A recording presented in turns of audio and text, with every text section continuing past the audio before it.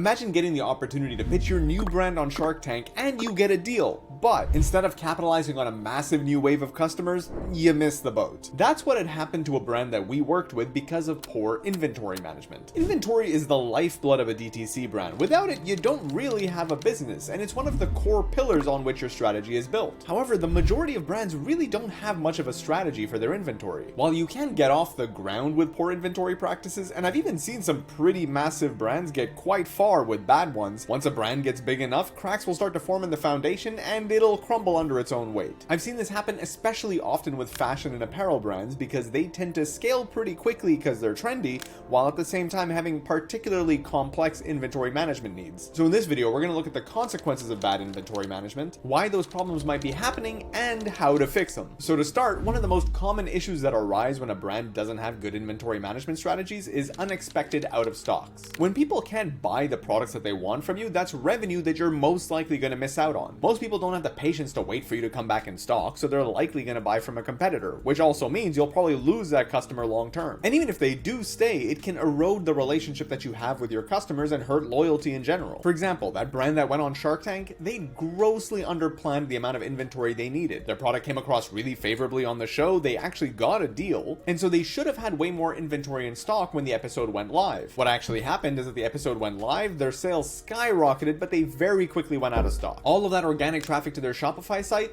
wasted. And that giant spike in search volume on Amazon, well, they couldn't buy their products, so those people just probably went and bought their competitors. And because it took such a long time to finally get another shipment from their manufacturer, by the time they actually did, the moment had kind of passed. They missed out on hundreds of thousands of dollars of sales, and revenue never really recovered. Now, in fairness to them, planning the perfect amount of inventory to have for a Shark Tank airing isn't the easiest thing to do. However, they had way less than they needed, and they also didn't plan for another order, so their next one took a very long time to come in. The second issue is the opposite, and that's having unintentional overstocks. More isn't always merrier. If you have too much inventory, that ties up cash that you could be spending elsewhere. It can also increase your storage and warehousing expenses, and depending on the type of inventory, it can also risk becoming obsolete. Food products expire and fashion products go out of style. I worked with a fashion brand that had a massive catalog, but not a sufficiently sophisticated method to identify how much to order of each new style they came up with. So over time, they accumulated this massive quantity of styles in their warehouse that they just couldn't sell. When I did an analysis for them, there was nearly $1 million worth of inventory sitting there that they just couldn't move. And thirdly, it has the consequence of leading to poor decisions in other parts of the company as well. Inventory is typically going to be one of the largest items on your balance sheet. So a skewed picture of your inventory distorts all the financial data. If you don't know how much inventory you have, or how much it's worth, or how much you can sell it for, then that affects all your other decisions. It's hard to make decisions around scaling, around liquidity, or around placing new orders. So overall, if bad inventory management can have such dire consequences, why is there such a disconnect? Well, the issue usually comes down to three problems. Firstly, poor technology. Many brands don't have a proper inventory tracking system, and when they rely only on the data that they're getting from their 3PL, it's hard to connect that with their own records. Secondly, there's poor process. Inventory counts, receiving, kitting, shipping.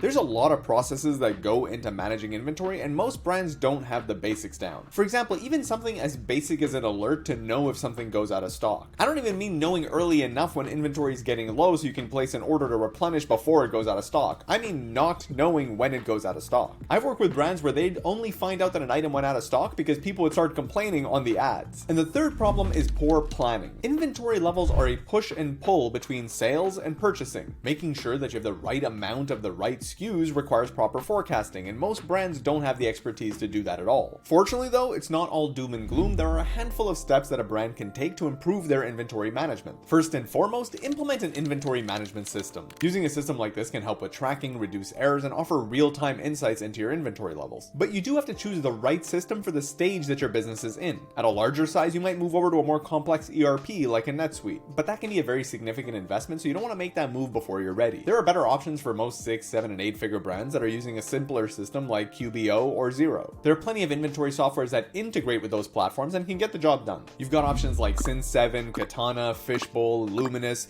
but honestly, even a spreadsheet spreadsheet can do a lot of the heavy lifting if you designed it well enough. The point is you need some sort of visibility. It's not enough to just have the cost of your inventory in your accounting software. You want to be able to have a running tally of how many units you have of each SKU, and that is generally going to be increased by purchases from the manufacturer and decreased by your sales. The second thing you want to do is integrate with your 3PL. Ideally, your 3PL provider's systems can integrate seamlessly with whichever inventory management solution you choose. This guarantees real-time data exchange, which should give you a more accurate picture of your inventory levels. Some brands that don't have an inventory management system might just connect the 3PL to Shopify. That way, at least the quantities in Shopify can stop a product from selling when it goes out of stock. However, that's not an ideal solution because you don't have your own system keeping track of the inventory levels as well. For example, if the 3PL loses inventory, or if they ship more than they were supposed to, or if the manufacturer sends them less than they were supposed to. In every instance, the 3PL system might show the actually correct quantity of inventory, but that won't necessarily match what your expectations are. If a manufacturer bills you for 100 units, but the 3PL only received 80, there's nothing to show you that there's a disconnect. So ideally, you're connecting the 3PL data to your own inventory management system. The third thing is to conduct regular inventory counts. Inventory counts are a way to validate that the physical quantities that exist in reality match the imaginary numbers that exist virtually in the inventory systems. If you're working with a 3PL, they should already have their own inventory count processes. But if you do your own warehousing, then it's important that you conduct these yourself. The two main approaches are periodic counts and cycle counts. With a periodic count, you just shut down the warehouse one day and do a full count of everything. Oftentimes it's done on the last day of the fiscal year. With cycle counts, you just work through your catalog and count different SKUs on different days, so that way you get an overview over time. The fourth thing is to set par levels. Basically, this means determining a minimum amount of stock that you need to have of each SKU at all times. When a particular SKU reaches the par level, that means it's time to place a new order. This is a very simple approach, and if you have an inventory management system, these alerts can also be automated. And the fifth tip is to set up forecasting processes. This starts by building out a robust sales forecast. To be clear, it's not the easiest thing to do, but this is what advanced brands need to do. Forecasting of inventory relies on three main processes: the inflow of new inventory, the outflow of sold inventory, and keeping track of the inventory on hand. Now, the outflows are the hardest part, and that's what you need the sales forecast for. Now, this might be easier for a relatively stable brand with similar sales month to month, but it's a lot harder for an aggressively scaling brand that spends a lot on paid ads. The middle part is something that many brands do struggle with, but it is easy to manage once you have a good inventory management system in place. That system should always be able to give you an accurate picture of how many units you have at any point in time. Once you've got those in place, the inflows are reasonably easy to manage. If you know your lead times, have good relationships with your manufacturers, and place your orders on time, it should be relatively smooth sailing. The thing to keep in mind is that while sales happen every day, inventory purchases typically happen in big chunks. So it's important to have visibility on those future purchases so that you can make sure you have the necessary cash available when the time comes. That's why an inventory forecast will typically be accompanied by a sales forecast and a cash forecast. Sales brings in cash and depletes inventory, and cash is spent on increasing inventory. Now, while hopefully those tips can give you a good sense of how you can get your inventory management practices under control, the truth is that it is still a difficult thing to do well. So if you're looking for some help with your e-commerce brand, feel free to reach out to us. That's what we specialize in. But if you're not ready for that yet, then maybe you'll enjoy this video on how to build an e-commerce financial forecast. But other than that, I hope you enjoyed the video, and I'll see you next time.